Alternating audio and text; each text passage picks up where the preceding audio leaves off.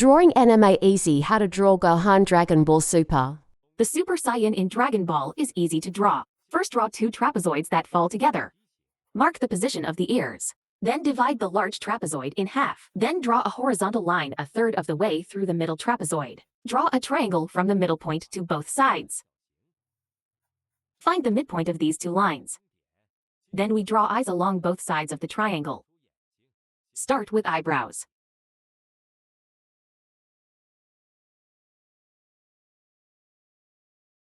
Draw the nose at this point. Draw the first strand of hair at this point above. Then draw the mouth. Then add some facial features. Then draw all the ears. Draw the ears. You can draw the accessories on the ears at the same time, such as representative earrings. We cut off the corners on both sides of the big trapezoid. Here are the sideburns and hairline of Saiyans.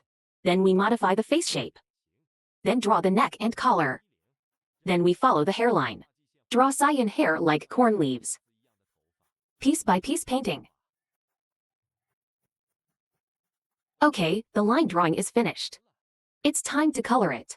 I'm just going to fool around with you here. Don't forget to post your drawings in the comment area. Let everyone be happy.